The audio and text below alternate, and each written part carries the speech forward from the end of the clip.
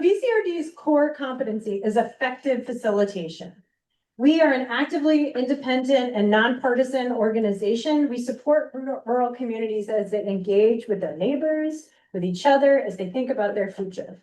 We provide the facilitation and the process. We're accountable to the facilitation and the process. And therefore, we spend a lot of time thinking about the art and skill of facilitation. We nerd out about it all the time. A lot of the content that you're going to hear today is from our deep experience, which any facilitator worth their salt learned from somebody else, right? I have the wonderful pleasure of learning from lots of different facilitators before I started working at VCRD. We were really excited a few years ago to discover an free online resource that we're going to share with you all called The Art of Facilitation by Robert Gass, which it was like somebody went inside our brains and took out like all the big major points of facilitation and wrote it down and made it free on the internet. So a lot of our content is taken from that as well as our own brains. From a facilitator named Debbie Mintz, who provided some training to a bunch of our staff in the past couple of years as well as many others. So we just wanted to kind of name that we come at this with a lot of experience and also learning from others. And there's probably a bunch of people in this room who also have some deep facilitation experience as well. So the goals of our workshop today are simple. One is to learn how to run an effective meeting or event, and two, to leave with some tools and resources so that you can do that yourself. Does that sound good? Yeah. All right, great. So to get us started, I just wanted to name a few things that are going to work for us today. Not using a clipboard is what's going to work for me today. So there we go. So like I said, we're doing a bit of a meta facilitation. We're trying to model and do at the same time. We need to use the microphone in this setting for two reasons. One is, generally speaking, it's better for everybody, even if it seems loud to you, because there's probably somebody in the room that needs it. And two, the folks online really need to be able to hear us, and this is what will help them. So we'll come around to you when it's time to speak with a microphone. And please raise your hand to be called on. Zoom folks, in the room folks, we're just going to raise our hand and then we'll come to you and we'll bring the mic to you and then everyone will be able to hear you. Does that sound good? Okay. So a few other guidelines for our time together. One that we always use at VCRD is make space or take space, which is if you're somebody who likes to talk a lot like me, maybe if you raised your hand and shared, maybe just wait a minute and let somebody else have a turn. Take space if you're someone who's a little quieter, a little shyer, that's okay. We want to hold the space for you too, so that you have a chance to contribute. And if you can just be a little brave and share, we welcome that. If you can be online, folks, if you can have your cameras on for the moments where we're not sharing the slides, it would be nice. We could see your faces. You don't have to. We understand if that isn't going to work for you, but we'd love to see who's with us today. And then folks online, if you could just limit using the chat function to answering the relevant questions, that will keep both folks in the room and on the Zoom more focused and less distracted on sort of what can be a chat conversation that not everybody's involved with, right? And then of course, take care of yourself, right? If you need to do something, do it. So to start off, I'd love to hear from a few folks. Why are you here? Why did you choose to be here? What are you looking for from this workshop? And I just want to make sure that folks on Zoom feel welcome to answer this question as well. So why did you choose to come to the Facilitation Skills 101 workshop? Anyone brave enough to get us started? Alyssa will come to you with a microphone right over here in the blue shirt.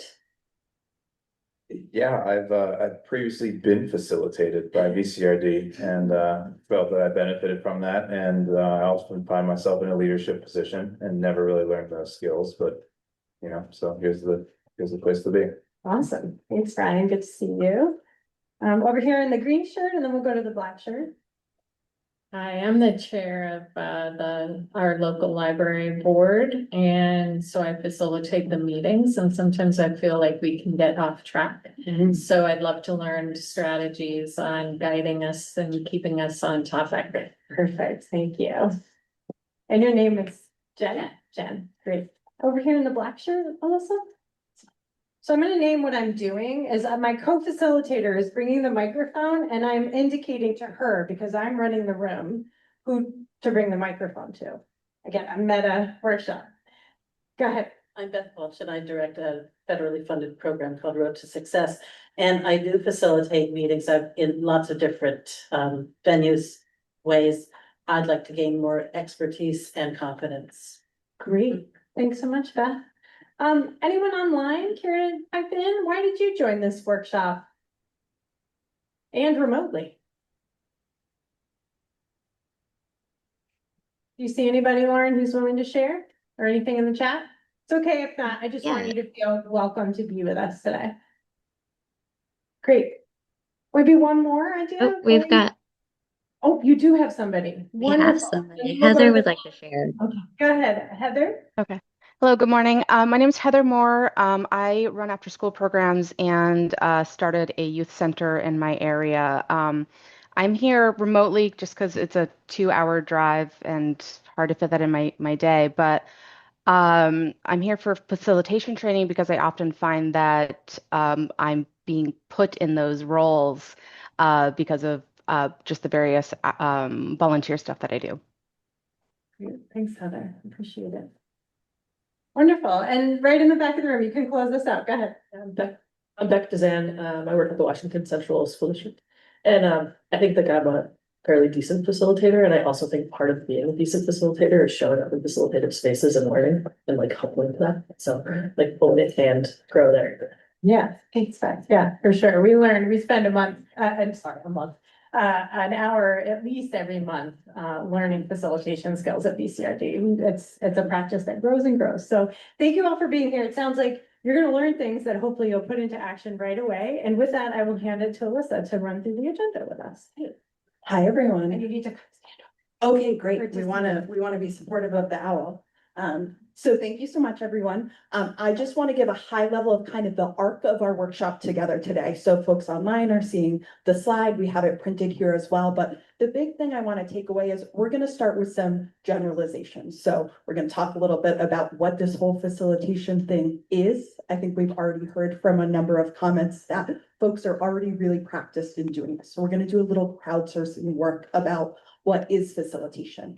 I'm going to turn it back to Jess and we're going to talk a little bit about how you plan a facilitation. So this could be an event, this could be a meeting. We're being broad, but do some of that general. We find that the preparation is as much part of the event as anything else. So Jess is going to take some time intentionally around how do you plan this event, how do you move through it, and how do you wrap up after. And that's all going to be kind of idealized. But I think one of the other things we see is that often in real life, things do not flow seamlessly or perfectly. Like we started this workshop 5 minutes late because we're in campus center. And so how do you adjust both with individual humans and in the flow? So we're going to leave a large chunk of time at the end to go through different ways to intervene in a facilitation, to maybe adjust as needed, and also hopefully have some time for questions for you all. Jess, anything you want to add on that? No, that sounds good, Alyssa. Thanks.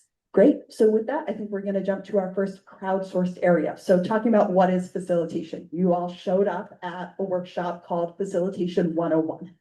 And in general, when we talk about facilitating something, it's making a process run easier or more smoothly. So that can be true for a lot of things. That's like a Merriam-Webster definition of how do you facilitate something. It's enabling something. In this case, we're talking about meetings and events to run more smoothly and more seamlessly. But you all are humans here today. So when we talk about a facilitator and an individual in that role, I would love to hear from some folks in the room about what you find makes a good facilitator. And I think we're going to switch it up and Lauren's going to have a Google Doc and we're going to capture some running notes both from folks online and in the room around what do you all think makes a good facilitator? Is someone in the room willing to be the brave first example? Yeah, we have one here and Jess will come around. Nice. And thanks to my tech team who is making this work for everyone. I think having the ability to read the room, like as you've already talked about, make space or take space, and then also knowing like people can add to a conversation because they have that expertise. you know, and calling them out. Maybe that's not a good skill for a facilitator, but I tend to, you know, try to read the room and be sure there's content, you know, being pulled. Great people. So hearing awareness of the room and then also maybe diving into some more challenging things that we'll spend some time on. Thank you. Other ideas? I see black shirt here and then back. The thing I've always been told is you want to be the guide on the side and not the sage on the stage, if you're facilitating. That's a new one for me. I think it's going up there. So guide on the side rather than stage on the stage. Thank you. We had, yep, in the green and the black in the back. Thanks, Jessica. I think just moving the meeting forward. And I'm really guilty of that second. I'm always like I am now, trying to take center stage. Thank you. And we'll go next to you. I would say just like, this is pretty simple, but I'm amazed at how many meetings don't do this. It's just like having like what you just did, like a very clear agenda and objectives and goals, and just starting that way and walking people through what you're actually gonna do. Right. Thank you so much. Anyone online have something? What makes a good facilitator that they'd like to share?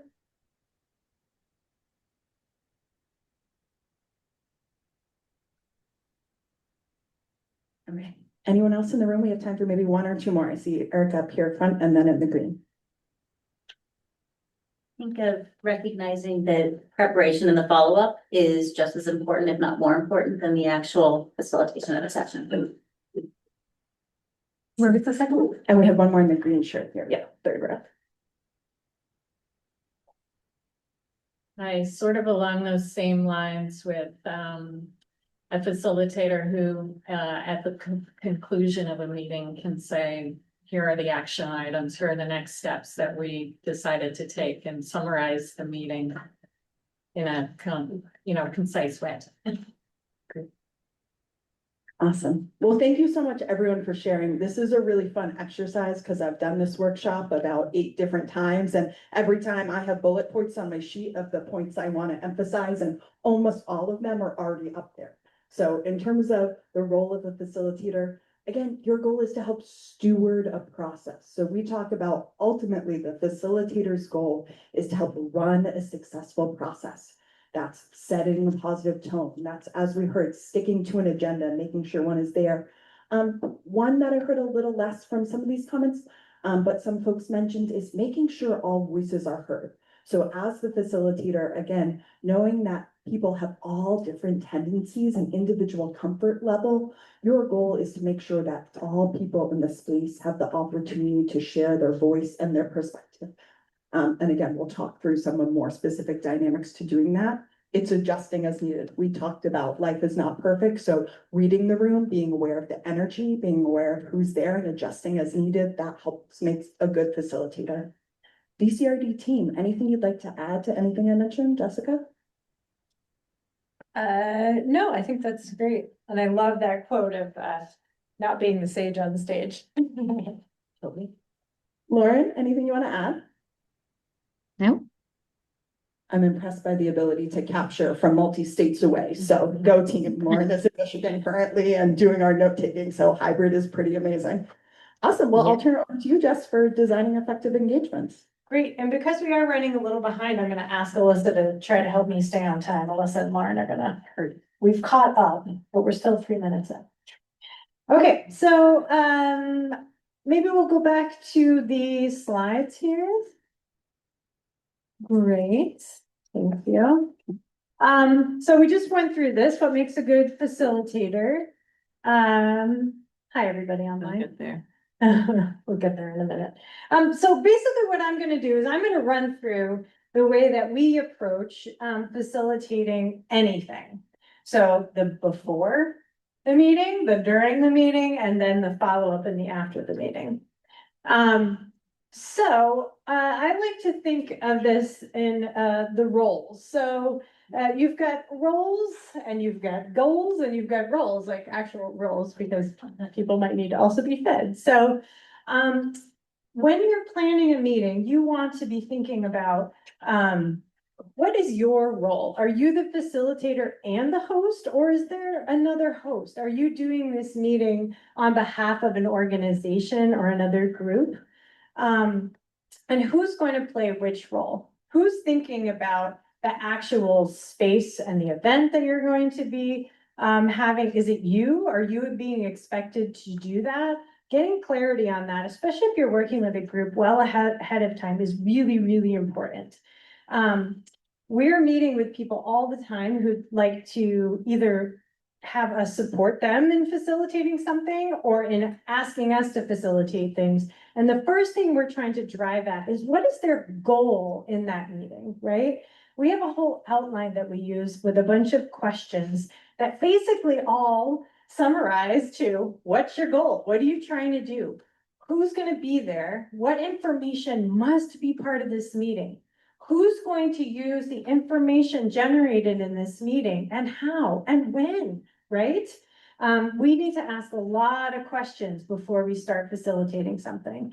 And we have, and we'll share with you a link to this outline. It's a Google Doc that I adapted from the Art of Facilitation, and you can use it next time you plan a meeting. Pick one that's like low bar, and you can run through those questions and let us know how it goes. Did it help your meeting run more efficiently and effectively? We named 2 goals at the head of our meeting, and we have thought a lot about this workshop, and in fact, just redesigned it for this hybrid session as well. And we were asking ourselves those same questions. It all came down to, what's our goal? Okay. Once you have your goal, think about the roles. Whose role is it, like I said, to host the meeting? Who's thinking about all the logistics? Whose role is it to facilitate? Do you have co-facilitators like we do? What are your co-facilitators' roles going to be, right? And when do those roles shift and how, right? You want to be thinking about being the compassionate and observant host of the event. That's what I think a good facilitator is. You want to think about any hybrid settings that you might be having, or an in-person setting. How are you accommodating people? Generally speaking, your role is to either help somebody think about making this an accessible event, or to be doing that yourself. Again, being really clear about how you thought about all these things will make your event go much better. I think of it as like, spend twice as long planning the event, at least, as how long the event is itself. And that will pay dividends. And even if it's like a low bar thing, like this is the staff meeting I facilitate every week or whatever, it's still worthwhile to plan ahead and think about all these things. So for every meeting, what we're trying to drive to, and I think you can go to the next slide here, is we want to create a meeting, a program, or an event that pops. So you can click on it and it should come up with pop. So we want meetings that have a purpose, right? I mean, who wants to go to a meeting with no purpose, right? This could have been an email, right? Is a meme, right? So your meeting should have a purpose. Your meeting needs to have outcomes. What's going to come out of this meeting? Why would you meet if it's just going to not lead to anything? Again, could be an email, could be a phone call. And then what process will you use to get there? Often people start with a process first. We love to make an agenda, right? Don't make the agenda first. Think about, what's your purpose? What's your outcome? Where are you driving to? And then create a process, an overall process, and then mini processes within your agenda to get you there. So again, we're working towards creating an agenda at this point. So you've identified your purpose, you've identified your outcomes, your process is your agenda, right?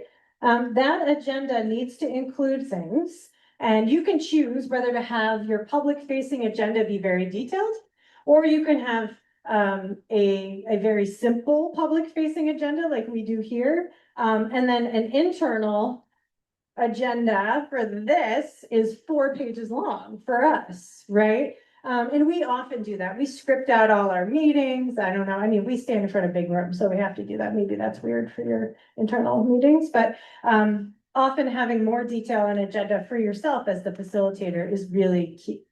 Alyssa, how am I doing? Am I missing anything on this point? No, I think you're great. And I would just emphasize that that level of detail on agenda is a real power you have as the facilitator. So if there's something you know needs to come out of that meeting, maybe that's really explicit as an agenda item. Or you'll notice, again, we did high level groups in part because we felt we might need to flex. So sometimes it can be awkward if you have everything to the 2 minute, maybe that really works for you, but maybe if you're going into designing something and think you might need a flexibility. So I would just encourage folks to think of agenda design as an opportunity to really, as a facilitator, have that power over what you think is going to be best for whatever that meeting is.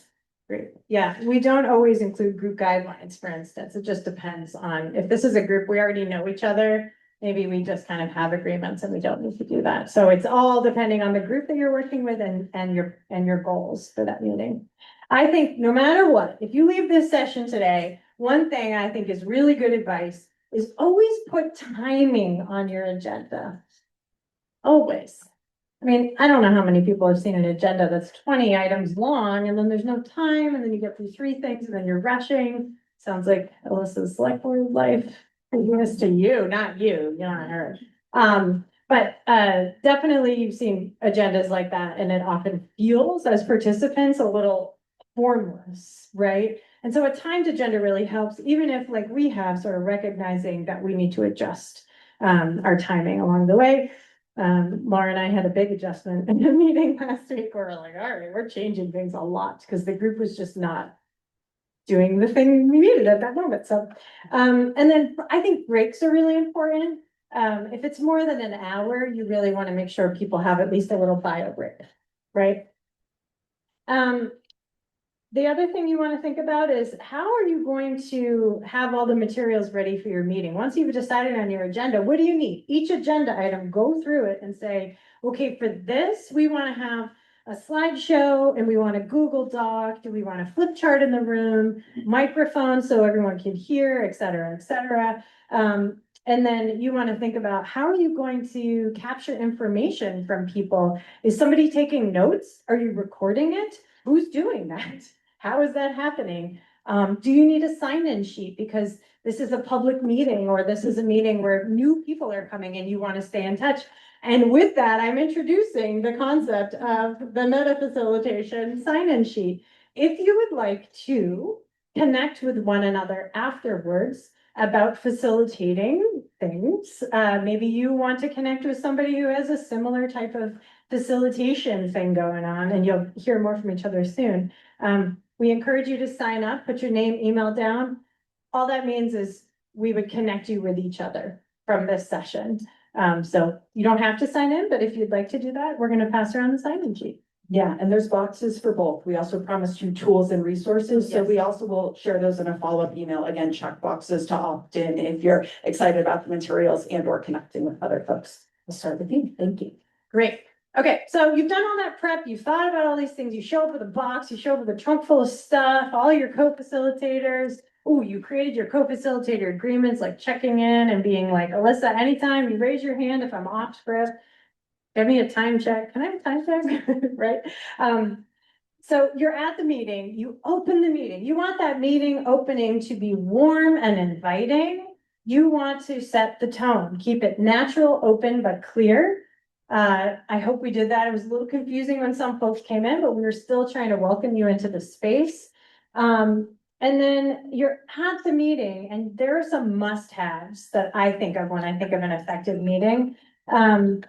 We talked through a lot of them, but we want to be clear about what the meeting is and what it is not, right? I'm trying to think of an example of that. Sometimes you show up to a meeting and there's all this stuff on the agenda, but nobody ever explains that we're actually not going to make a decision today. Like all we're going to do is talk about these things.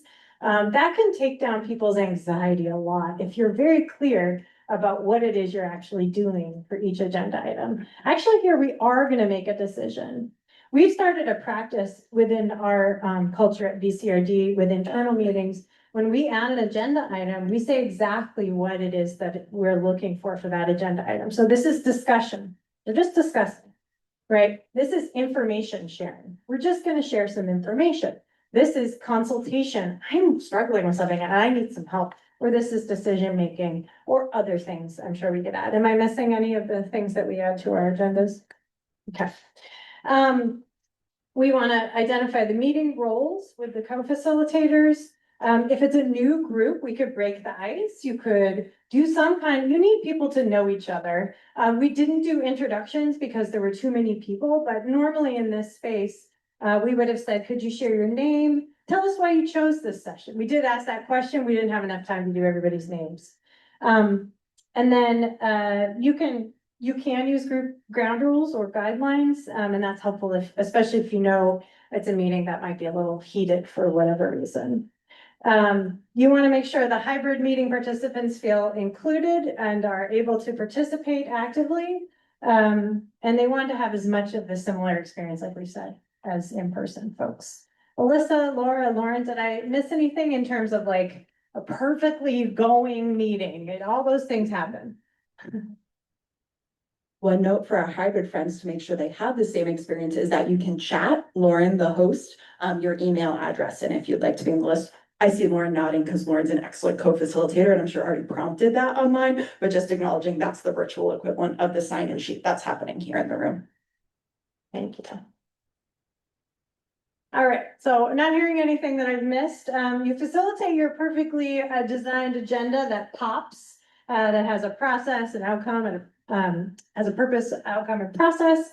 You close out the meeting, and in that closing, it's really important to name next steps and follow-up expectations. What's going to happen with this information that you just spent a bunch of time on? Who's doing what? You sum up the clear commitments. Who committed to do something and when are they going to do it by? And then you want to always celebrate success, especially if it was hard. If that meeting had some hard things in it, you want to thank people for their time and recognize the success that you've had as a group. And thank people who were able to provide whatever. So we are always thanking people providing food or childcare or whatever it was that made that meeting go well. And then after that, you're going to close out your meeting. And then I hope that as a team internally, you would do some kind of debrief with each other. What worked well, what didn't? That's how we learn as facilitators. You can always do that with your peers at whatever group that you're working with. You want to make sure that if you did record the meeting, that people get that within a timely way. You want to send any proceedings from that meeting out as soon as possible. We give ourselves a goal of communicating with meeting participants within a day, at least something, saying thank you, recognizing that it happened, letting them know when we're going to follow up with anything that might take us longer to produce, like a minutes or a report or something like that. If you're able to share those things right away, it makes a big difference. How many people have been on a board and you get the minutes like 2 hours before the meeting starts? Wouldn't it be nice to have gotten those minutes a little sooner? So you can use some evaluation methods as well, besides just debriefing with your colleagues. You could ask people to rate you, rank you, give you, you can have a survey of participants, as well as, getting some feedback from folks if you're like, Ryan, how did we do? Like, you know us, how'd that go? And especially if you were facilitating a meeting and somebody else was hosting it, really important to check with them, make sure they got what they wanted out of it. If there are multi-step events happening, so that meeting is going to lead to another meeting, another event, something like that, you really need to think about that design over multiple steps and that follow-up between each step. So everything that I just said about the planning, execution, and follow-up, make sure you keep doing that for every multi-step so it's not just like formless throughout. Does that make sense to you? Alyssa, how am I doing? Did I miss anything? No, I think you're right about back on time. Oh my gosh, amazing. All right, well, with that, I'm going to hand it over to Alyssa and make this more interactive. I'm reading the room and noticing folks' energy levels going down, so we're going to get you back in it. All right, thank you so much. All right. So there's nothing to get you more in it than thinking about the worst meeting you've ever attended. Or a challenge. Maybe it's a meeting you were running and facilitating and it went really off the rails. So we're going to do this in the similar format that we did earlier, where we have bullets that we're gonna crowdsource from you up on the wall. I'm gonna do a thing that might feel uncomfortable, and we're gonna take a full minute.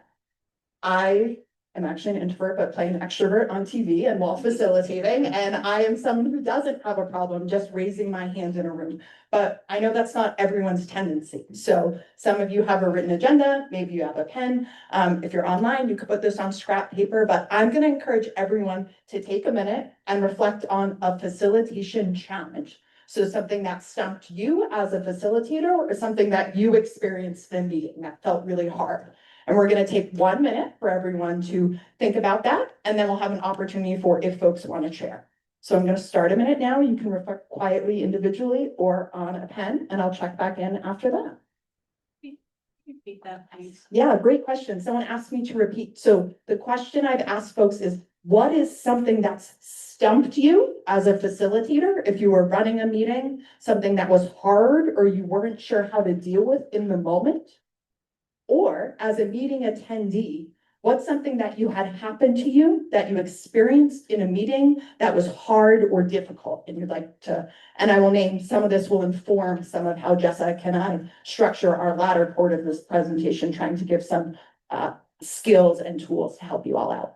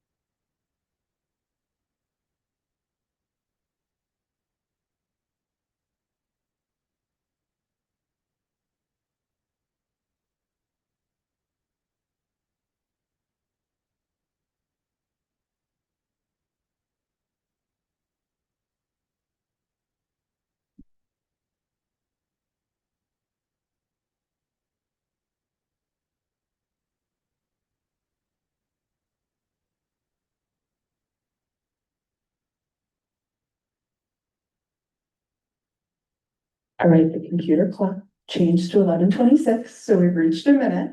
I'm gonna offer an opportunity for folks in the room or online. I'll also name what I did is I just told you what I was doing. I'll just name when you're facilitating a meeting, it is okay to be transparent about that. I'm standing up here, I have the microphone, I'm facilitating, and I said, I'm gonna do a thing that might make you feel uncomfortable, or this is the next exercise we're doing. And so I think sometimes we've, as a practice, as a staff, noted that sometimes one of the most powerful things you can do is just name what you're doing for the group. You can say, I'm feeling really uncomfortable. This seems like a hard moment. Jessica said, I'm noticing that the energy is low. We're not making a judgment about that.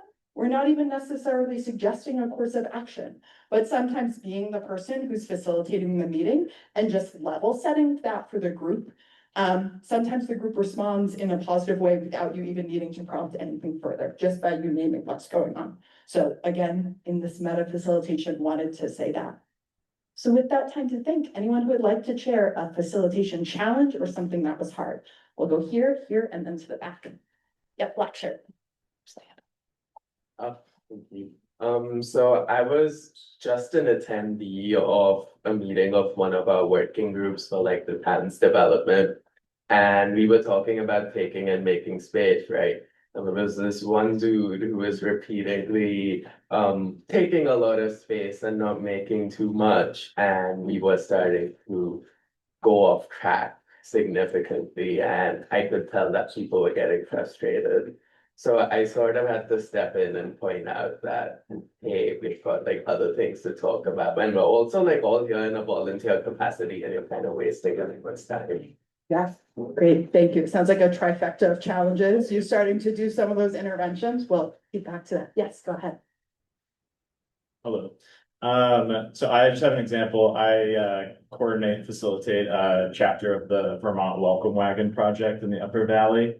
And one of my first events I was organizing, it was really just like a community mixer to bring people out and get people to know each other, meet some newcomers to the area.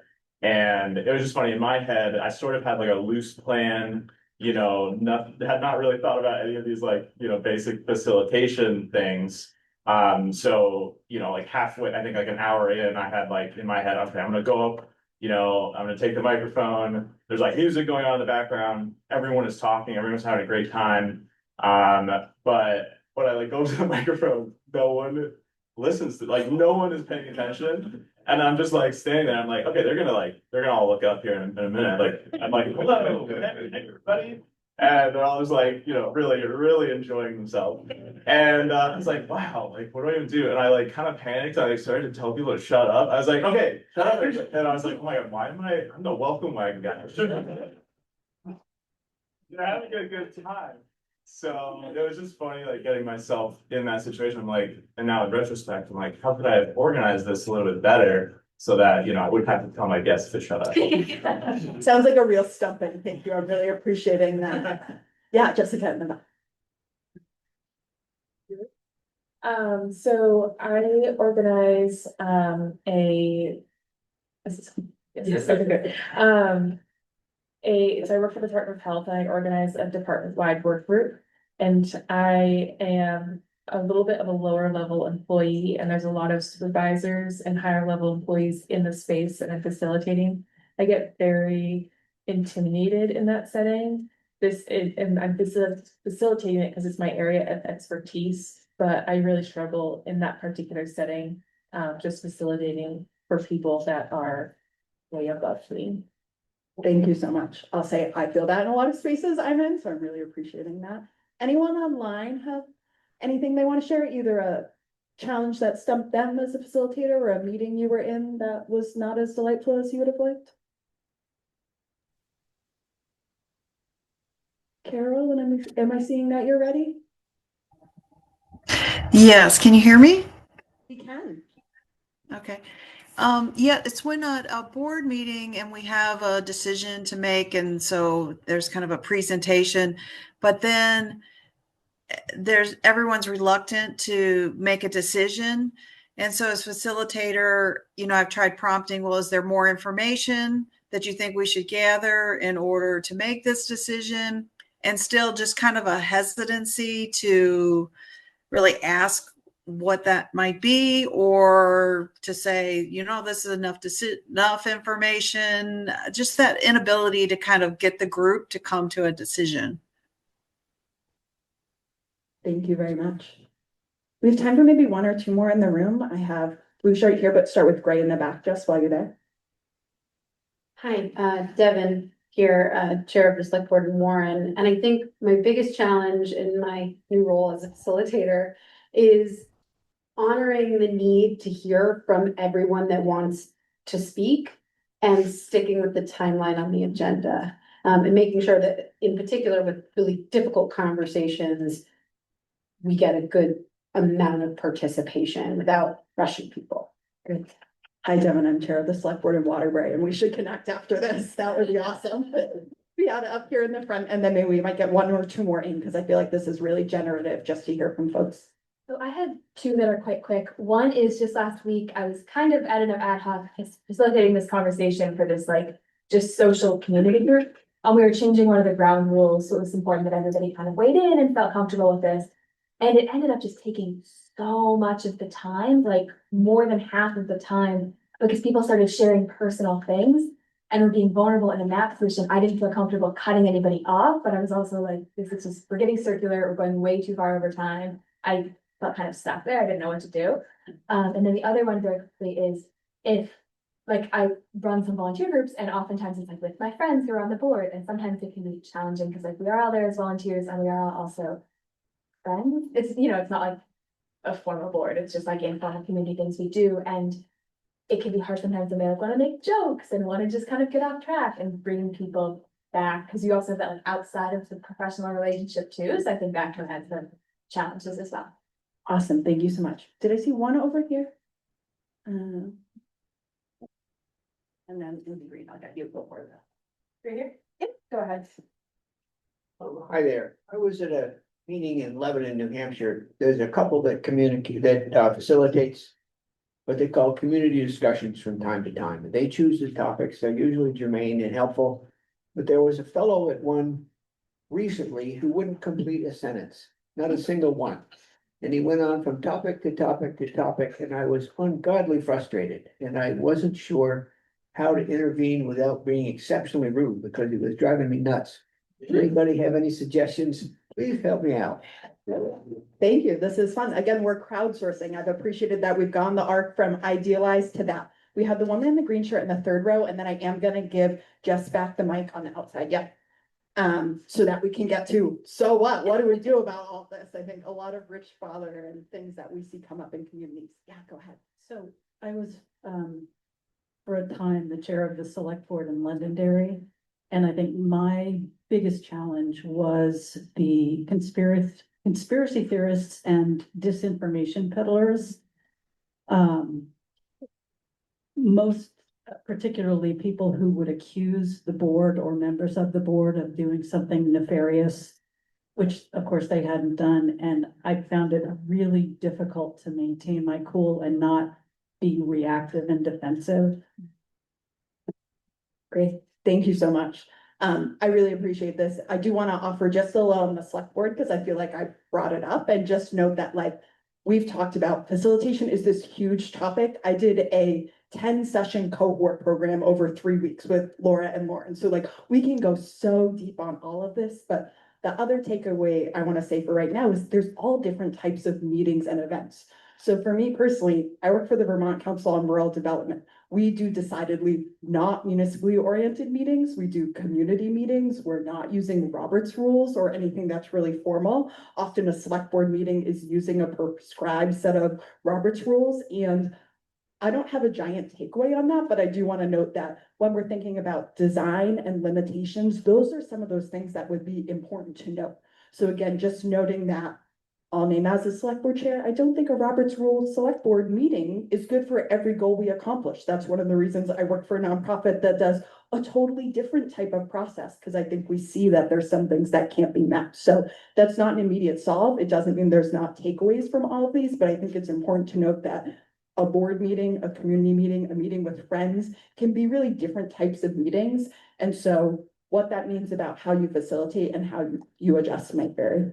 Jess, anything to add or want to dive into so what? Yeah, I'd love to hear from you because you had your hand up if you're willing. And then, because I think we have a rich list and we'll hit on most of this with at least some ideas for interventions for the next part of our meeting. Would you like to share your challenge as well? Sure. I do speaking regularly, but I have a wheelhouse. And sometimes I'm asked to fulfill in for other facilitators that I don't have much knowledge on the topic. So besides saying things like, oh, that's a great question, I'll get back to you after, we'll exchange information, or does anyone in the audience know about that?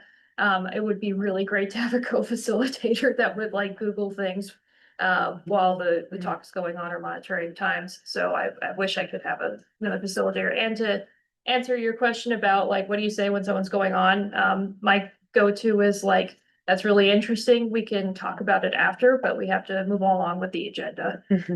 Great. Already crowdsourcing tools. Yeah, crowdsourcing tools, awesome. Okay, so I'm gonna encourage you to come over here because I've been yes, told that's better yes. for the owl. Okay, coming over here. Okay, so we're gonna spend basically the rest of our time now trying to have a conversation about how to deal with stuff like this, okay? There's no facilitation I've ever done has actually gone perfectly according to plan. Something always happens, right? But your job as the facilitator, if you are holding the reins, is to hold the reins. Laura, would you be willing to share the slideshow again? So your job is to make sure that you're reading the dials of the room at all times. So you can think of it as either like you're riding the horse and you're holding the reins and you're telling the horse what to do. I'm not much of a horse person. I could think of it more as like I'm driving a car and I'm looking at all the dials, and that's going to tell me something. Oh, I need more gas. Oh, I don't know, my kid is messing with my music streaming again or something like that. So you keep things moving, you keep things on track, and you make the adjustments too. It's like a little bit of an art, right? You got to go back and forth. You don't want to be such a strict facilitator that you lose the room. And to some of the challenges we just heard, you don't want to be so permissive of a facilitator that none of the other things can happen in the meeting. You've wasted people's time, right? So it's that balance. You're always trying to find that balance, and you do that by monitoring different things that are happening in the room. So you're noticing the clock time as well as how many people are participating. Are they in a good positive flow? Are they staying on topic? But if so, if not, you need to intervene. I'm gonna cough, so Alyssa. Yep. So again, the ideal world, people are moving, everyone's happy and excited. So if that's not happening, there's different categories of things that we can do. Laura, I'm gonna see if we can go to the next one. Great. So there's all sorts of different things, and we're gonna spend some time going through these, but just naming that there's all sorts of tools and categories we can use here. Sometimes you have to wholesale adjust. Sometimes what you really intentionally planned and put time and effort into creating is no longer gonna work. So sometimes it does mean fully restructuring. Wow, we came into this meeting with one goal. Maybe I didn't know that this was a really controversial topic, that folks were gonna spend a really long time talking about it. So sometimes it's your call as the facilitator to say, we actually need to adjust the plan. Sometimes it can just be bringing folks back to the agenda. So we've brought up the select board thing. That's my favorite reason to put time on an agenda. And I will straightforwardly say, okay, so we have 5 minutes left on this agenda item. I see 3 people with their hands up, and just hold that boundary that I'm refocusing on. Our next item on the agenda is this. We have this much time remaining, and these are the folks that I'm seeing with questions. You back, Jess? I think I'm back. Thank you. What, talk about a meta facilitation moment right there. Thank you, co-facilitator. Anybody else have any ideas for how you could refocus? We're talking about refocusing content and restructuring process, a little bit of both. Have you done that, or have you seen that done? No? Yeah, you've seen that done? Tell us about it. I was in a situation where things went, it was my first meeting, leading a meeting in my new role, and it just, even with an agenda, even with buy-in from the team, it still went by the wayside. And what didn't occur to me at the time was I could have just taken a break. Like, we have a 15-minute meeting, like let's walk away for 2-3 minutes and regroup and come back. Might have cleared the air a little bit, but in the moment, it was just felt like there was an obstinate person who kept saying why we were doing it this way, and just keep hitting a wall. And it just went on for the whole 15 minutes, and I didn't think to reel it back or to clear the air. Yeah.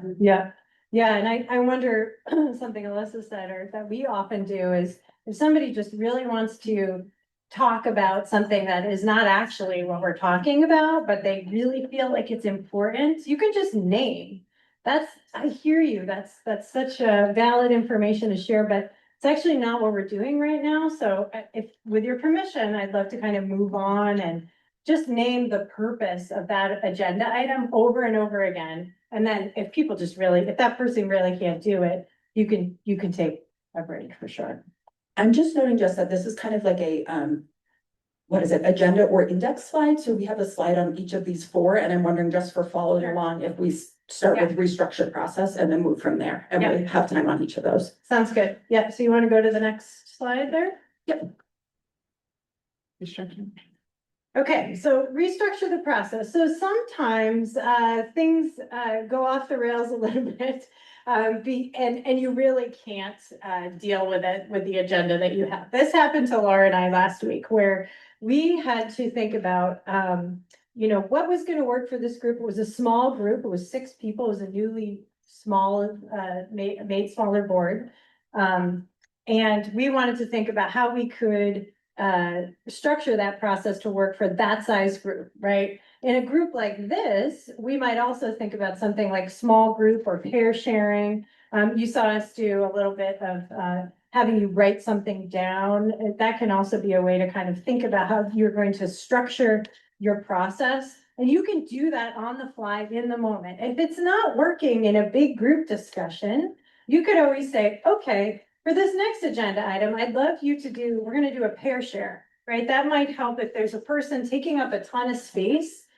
break the group up, give them less airtime. Don't give them the microphone in front of the whole room. We do that a lot, not all the time, but we do that a lot. Some people really don't like small groups. In fact, my former colleague who I used to do this workshop with would be like, I hate small groups, but sometimes it really works, especially if there's one or two people trying to take over the agenda, right? And I know you can't do that in a select board meeting often, but it would be fun if you tried. And then you might want to create a problem solving process. You could put it out to the room, like, feeling like we're having a really hard time dealing with this agenda item. You can even throw it back out to the group. I did that once very recently with something very unexpected happened in the meeting. And I just threw it out to the crowd and I said, hey, this is what's happening. Again, name it. And then come up with a group problem solving process together. Do it together sometimes. And then thinking about, what works for this group. Some groups, if you're going to facilitate for another group, knowing what they use to make decisions or to get through an agenda is really important. If they're familiar with it, it might be better. Like we were doing some youth co-facilitation, and Lauren could tell you about this one if you want to. Do you want to tell us about what you learned for working with some of the youth groups that you were facilitating? Sure. I think some of the biggest takeaways are that youth, who we can see as sort of a marginalized community, frankly, feel most comfortable when they are sharing a space with other youth. So they have somebody they know and trust. That also works well when we go visit schools and they have a trusted teacher around. And then the other thing is sharing that space, that role of facilitation with youth. We always meet beforehand, walk through the process with them, and talk through which parts of the agenda they're most interested in facilitating, and then also invite them to help us rewrite the questions that we're asking or the prompts that we're giving so that it really sits well with them and their peers, so that it's maybe not quite the formal meeting where we all sit in chairs and stare at a wall that a lot of adults are comfortable and used to. Youth have a different way of interacting with each other, and we learned a lot from them in getting people engaged in different ways.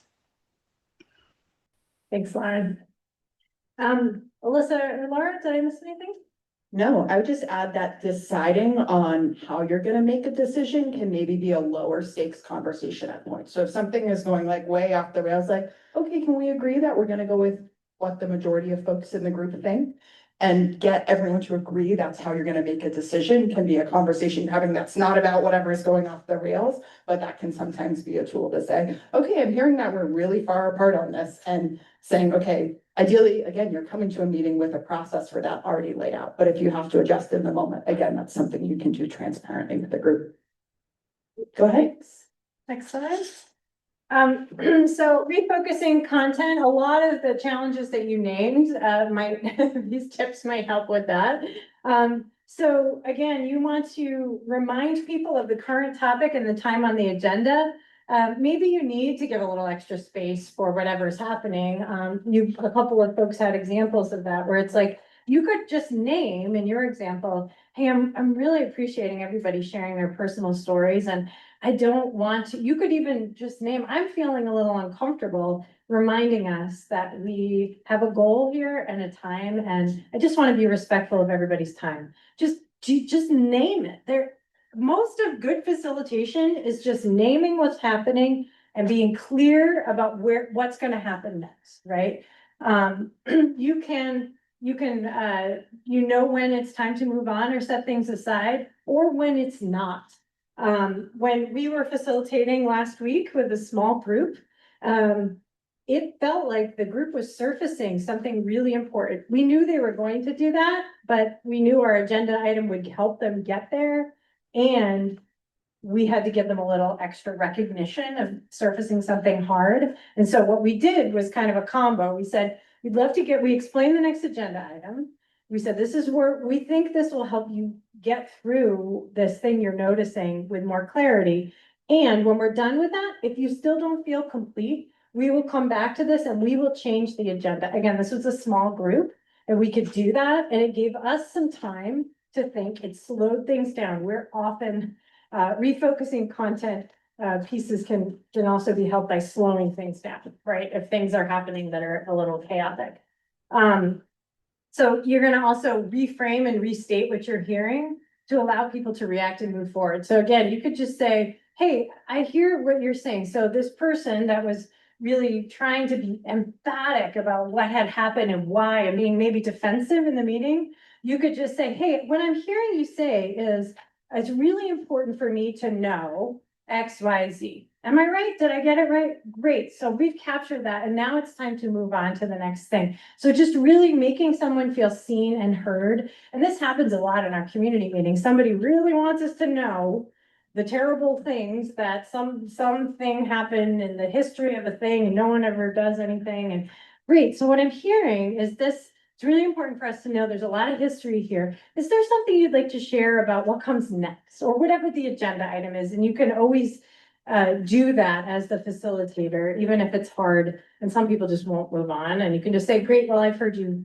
Let's move on. And then again, Alyssa said, once you've decided on what your decision-making process is, you're going to use that to help the group make a decision. And sometimes you're using it around the, like, we're off track, but you seem really focused on this thing. I want you to tell me what we're going to do next. We're going to use the majority rules to let us know whether we're going to spend more time dissecting this issue or if we're going to move on in the agenda. Trust the wisdom of the room. They'll get you there, right? Anything else, Alyssa?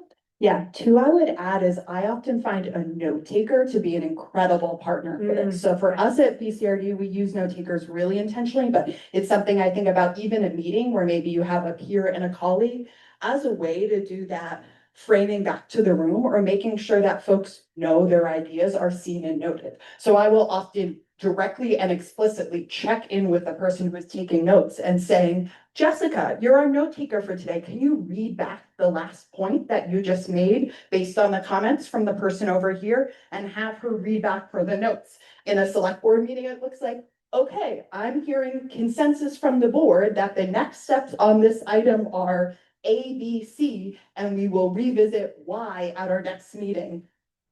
Clerk, is that in the notes? There's ways that as a facilitator, that's just giving someone who it's not used, you're both using it as a tool in the facilitation of the meeting and also helping it to be not all on you making that call, that it's also being transparent for the group and what you're doing moving forward.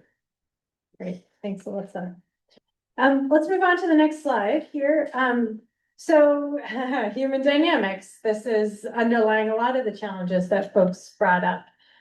So sometimes you'll have a very quiet room where nobody's speaking up, right? Or you've got one person taking up all the airtime, right? Or some combination of both. That's my favorite facilitation, when you've got quiet people and then an oversharer.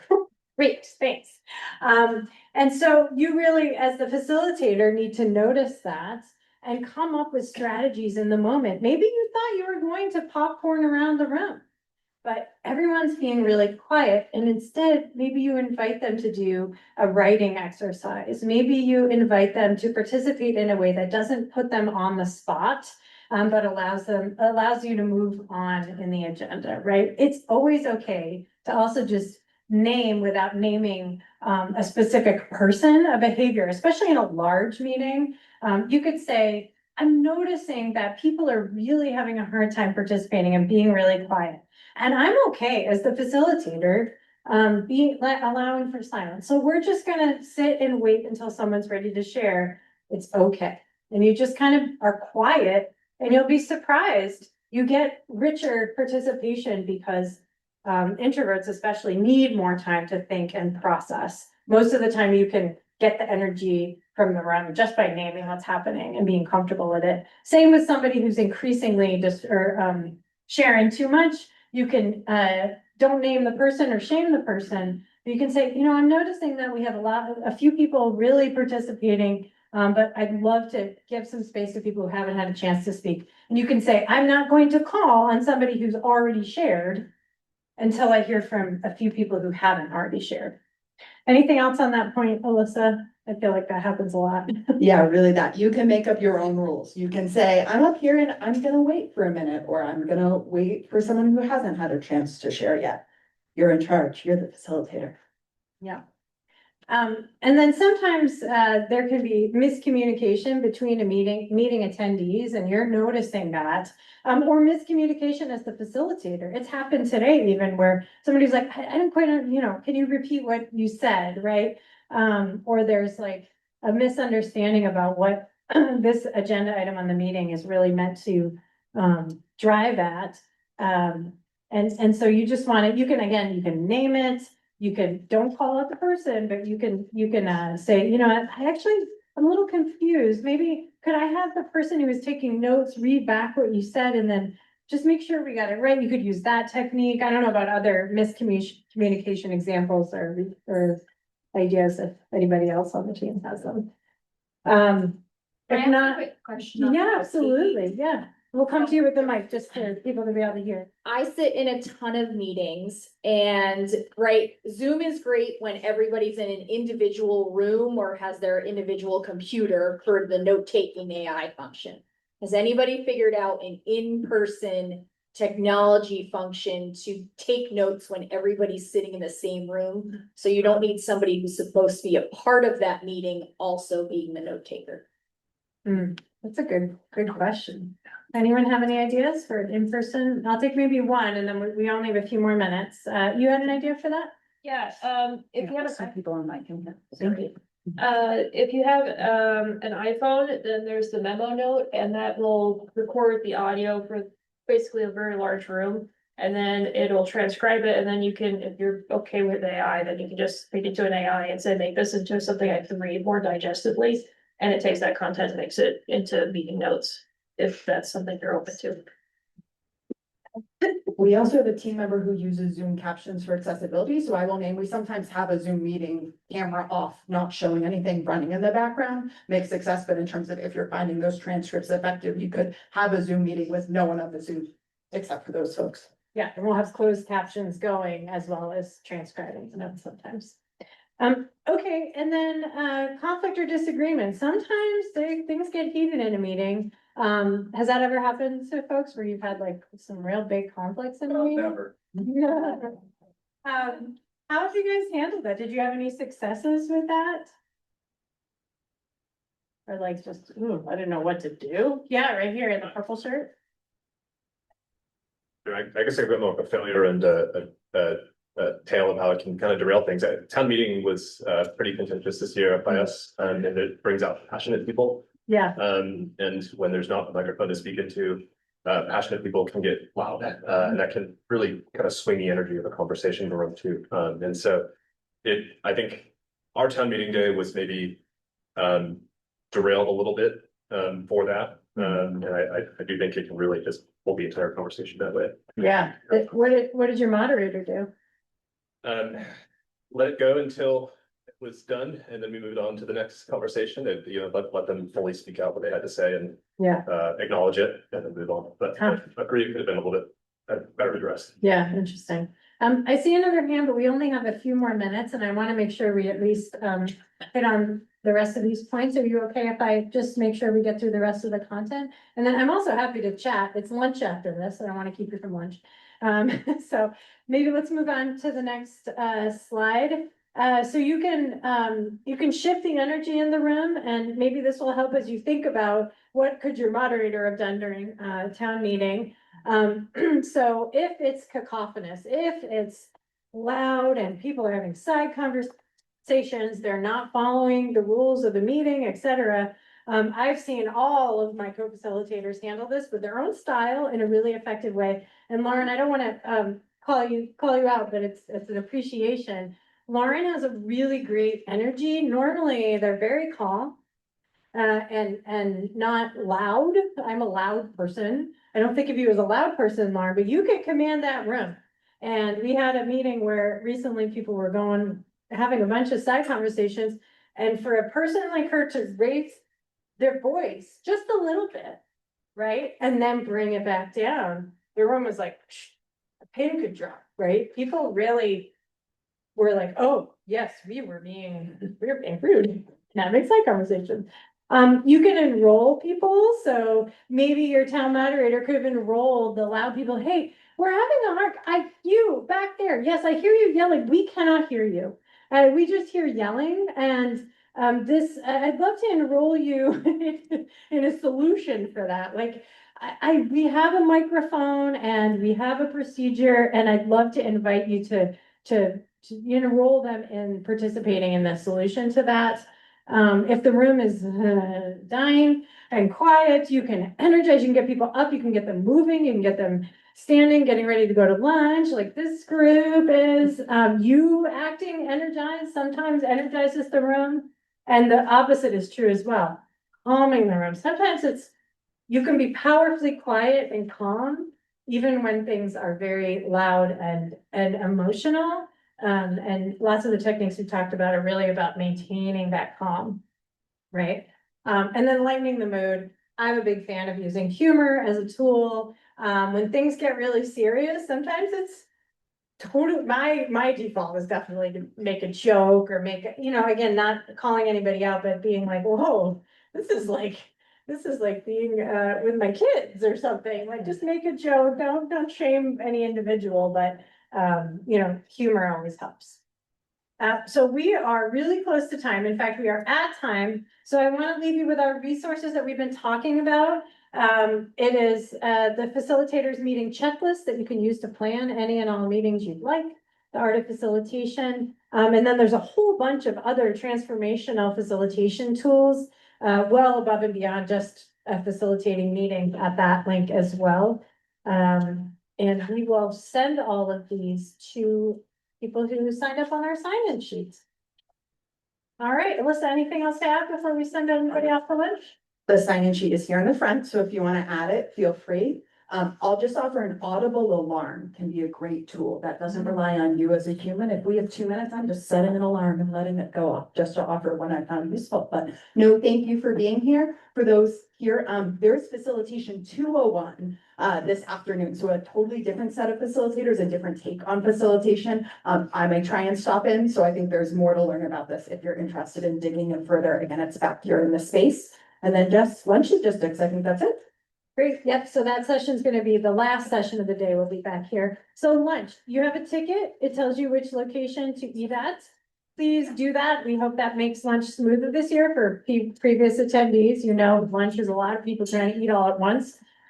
So your ticket will tell you where to go. If you have any dietary restrictions, they should have told you that they can only be accommodated at the cafeteria location, so make sure you have a cafeteria ticket.